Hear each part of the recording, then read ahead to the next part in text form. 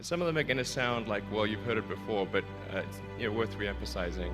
I think the first is you need to work, depending upon how well you want to do, and particularly if you're starting a company, you need to work super hard. So what does super hard mean? Well, when my brother and I were starting our first company, instead of getting an apartment, we just rented a small office and we slept on the couch. And we showered at the YMCA, and we're so hot up we had just one computer. So the website was up during the day, and I was coding at night, 7 days a week, all the time.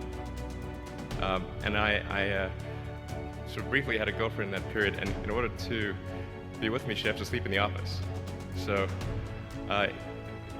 work hard, like every waking hour. That's the thing I would say particularly if you're starting a company. And if you do simple math, say like, okay, if somebody else is working 50 hours and you're working 100, you'll get twice as much done in the course of a year as the other company. The other thing I'd say is that if you're creating a company or if you're joining a company, the most important thing is to attract great people. So either join a group that's amazing that you really respect, or if you're building a company, you've got to gather great people. All a company is a group of people that have gathered together to create a product or service. And so depending upon how talented and hardworking that group is, and the degree to which they are focused cohesively in a good direction, that will determine the success of the company. So do everything you can to gather great people if you're creating a company. Then I'd say focus on signal over noise. A lot of companies get confused.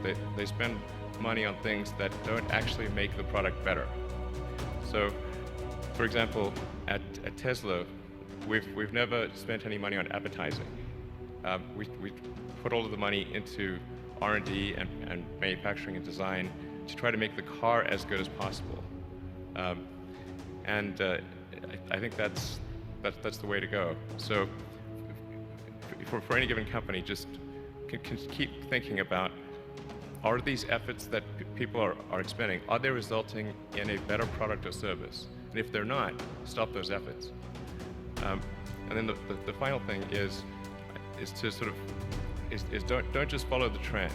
So you may have heard me say that it's good to think in terms of the physics approach of first principles, which is, rather than reasoning by analogy, you boil things down to the most fundamental truths you can imagine, and you reason up from there.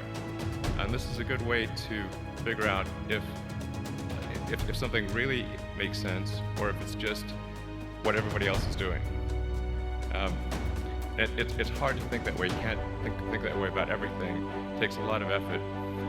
But if you're trying to do something new, it's the best way to think. And that framework was developed by physicists to figure out counterintuitive things, like quantum mechanics. So it's really a powerful method. Anyway, so that's, and then I think that the final thing I would encourage you to do is, now is the time to take risk. You don't have, you don't have kids. Your obligation. Well, sorry. Probably not have kids. But as you get older, your obligations increase. So and once you have a family, you start taking risks not just for yourself but for your family as well. It gets much harder to do things that might not work out. So now is the time to do that. Before you have those obligations. So I would encourage you to take risks now. Do something bold. You won't regret it. Thank you.